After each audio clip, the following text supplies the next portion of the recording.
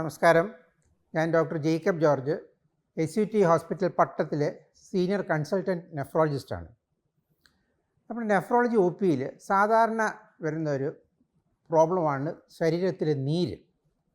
ഇപ്പോൾ നമ്മുടെ ശരീരം നോക്കുവാണെങ്കിൽ ഒരു 60% വെള്ളമാണ്. ഇതിൻ്റെ ഒരു മുക്കാൽ ഭാഗം കോശങ്ങൾ അല്ലെങ്കിൽ സെൽസിനകത്താണ് ഉള്ളത്. ബാക്കി ഉള്ള വെള്ളവും രക്തക്കുഴകളിൽ ഒരു കാൽ ഭാഗം കാണും. മുക്കാൽ ഭാഗം ഇൻ്റർസ്റ്റീഷ്യൽ സ്പേസിലാണ് ഉള്ളത്. ഈ ഇൻ്റർസ്പേഷ്യസിലുള്ള വെള്ളം ഒരു 2-2.5 ലിറ്റർ അമിതമാകുമ്പോഴത്തേക്കാണ് ശരീരത്തിൽ നീരുണ്ടാകുന്നത്. ശരീരത്തിൽ നീരുണ്ടാവാൻ പല കാരണങ്ങൾ കൊണ്ട് വരാം. ശരീരത്തിൽ പ്രോട്ടീൻ്റെ അംശം കുറഞ്ഞാൽ ശരീരത്തിൽ നീര് വരാം. കാരണം പ്രോട്ടീൻ അല്ലെങ്കിൽ ആൽബുമിൻ രക്തക്കുഴകളിൽ വെള്ളം രക്തക്കുഴലിനകത്ത് പിടിച്ചു വയ്ക്കുന്നൊരു സബ്സ്റ്റൻസാണ്.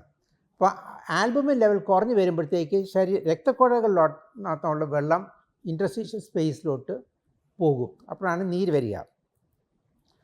ഹാർട്ടിൻ്റെ അല്ലെങ്കിൽ ഹൃദയത്തിൻ്റെ പമ്പിങ് ഫംഗ്ഷന് പ്രശ്നം വരുമ്പോഴത്തേക്കും ശരീരത്തിൽ നീര് വരാം. ഇത് ശ്വാസം മുട്ടിൽ, പ്രത്യേകിച്ച് രാത്രിയിലായിരിക്കാം ശ്വാസം മുട്ടൽ വരുന്നത്. പിന്നെ കാലും പുറവശത്തേക്ക് കുറച്ച് നീര് കണ്ടെന്നിരിക്കാം. കരൾ അസുഖം കൊണ്ടും ശരീരത്തിൽ നീര് വരാം. ഇത് ആദ്യം സ്റ്റേജിൽ വയറിലായിരിക്കും വെള്ളം കൂടുതൽ കണ്ടുവരുന്നത്. കാരണം വയറിനകത്തുള്ള പോർട്ടൽ വെയിൻ്റെ പ്രഷർ അമിതമാകുമ്പോഴത്തേക്കാണ് രക്തക്കുഴലിലുള്ള വെള്ളം വയറിനകത്ത് വരുന്നത്. പിന്നെ അത് കഴിഞ്ഞിട്ട് ശരീരം മൊത്തം നീര് വരാം. പ്രഗ്നൻസി ടൈമിലും ചിലപ്പം കുറച്ച് നീര് കണ്ടെന്ന് വരാം.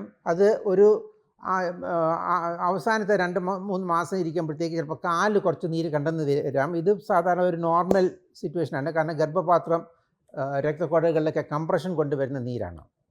പക്ഷേ ആദ്യ ഒരു 4-5 മാസം പ്രഗ്നൻസി ടൈമിൽ നീര് കണ്ടുവരുന്നത് പ്രീ എക്ലാംസിയ അല്ലെങ്കിൽ പ്രീ എക്ലാംസിക് ടോക്സീമിയ എന്ന് പറഞ്ഞൊരു അസുഖമാണ്. അതിൽ മൂത്രത്തിൽ പ്രോട്ടീൻ്റെ അംശം കൂടുതലായിരിക്കും, രക്തസമ്മർദ്ദം കൂടുതലായിരിക്കും, ബ്ലഡിൽ ആൽബുമിൻ ലെവൽ കുറഞ്ഞു വരാം. അപ്പോൾ ഇതൊരു കുറച്ചും കൂടി ഒരു കോംപ്ലിക്കേറ്റ് സിറ്റുവേഷനാണ് പ്രീ എക്ലാംസിയ എന്ന് പറയും.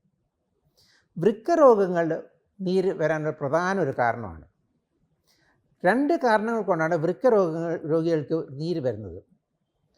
പ്രധാനമായിട്ട് മൂത്രത്തിൽ പ്രോട്ടീൻ്റെ അംശം കൂടുതൽ പോകുമ്പോഴാണ് ഒരു പ്രധാന കാരണം. സാധാരണ നമ്മൾ മൂത്രത്തിൽ നമ്മൾ നോക്കുകയാണെങ്കിൽ പ്രോട്ടീൻ അംശം ഒട്ടും കാണത്തില്ല.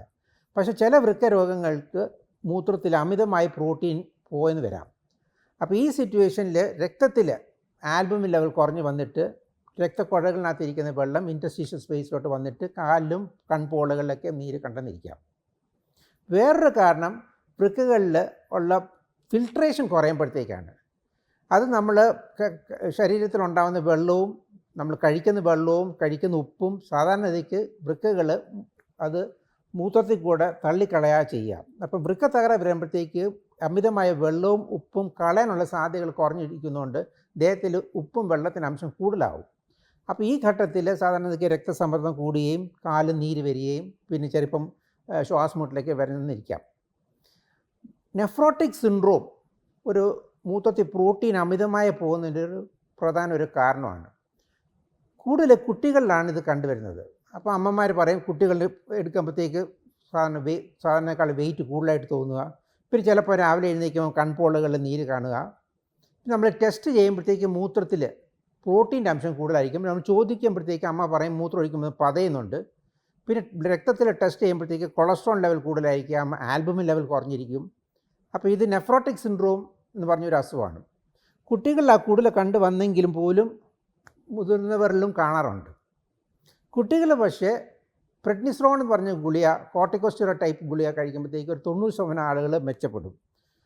അഡൽട്സിലാണെങ്കിൽ ഇതിൻ്റെ പ്രെഡ്നിസോളോൺ കൊണ്ട് മാത്രം ട്രീറ്റ്മെൻറ്റ് സക്സസ്ഫുൾ ആവുന്ന ഒരു 30-40% ആളുകളേ ഉള്ളൂ. ഗ്ലോമറുലർ നെഫ്രൈറ്റിസ് ഈ സിറ്റുവേഷനിൽ മൂത്രത്തിൻ്റെ അളവ് പെട്ടെന്ന് കുറയുക, മൂത്രത്തിൽ കട്ടൻ ചായ അല്ലെങ്കിൽ ചെറിയ ചുമനിറം മാതിരി തോന്നുക, പിന്നെ ഇവർക്കും കൺപോളകൾ നീര് കാണും, കാലിൽ നീര് കാണും. നമ്മൾ ടെസ്റ്റ് ചെയ്യുമ്പോഴത്തേക്ക് ബ്ലഡ് പ്രഷർ കൂടുതലായിരിക്കും. ഇത് ഗ്ലോമറുലർ നെഫ്രൈറ്റിസ് എന്ന് പറഞ്ഞൊരു അസുഖമാണ്.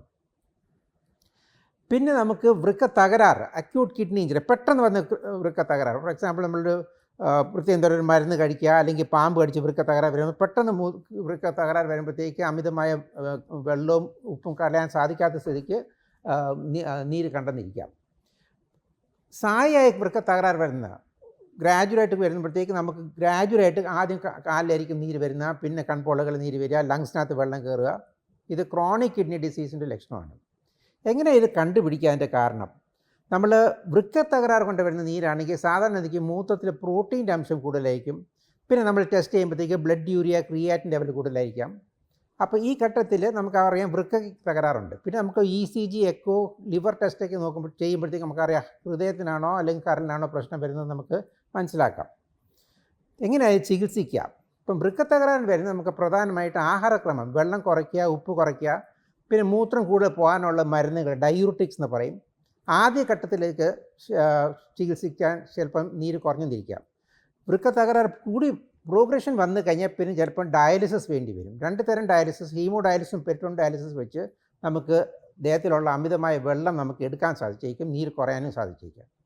അപ്പോൾ നീര് പല കാരണങ്ങൾ കൊണ്ടാണ് വരുന്നത്. വൃക്ക തകരാറും വൃക്ക രോഗങ്ങളുടെ പ്രധാന ഒരു കാരണമാണ്. ഇത് നമ്മൾ എന്താ കാരണം നമ്മൾ ടെസ്റ്റുകൾ ചെയ്ത് നമ്മൾ കണ്ടുപിടിക്കുക, അതിൻ്റെ തക്കതായ ചികിത്സ കൊടുക്കുകയാണെങ്കിൽ നീര് നമുക്ക് ചികിത്സിക്കാൻ സാധിച്ചേക്കും. നമസ്കാരം.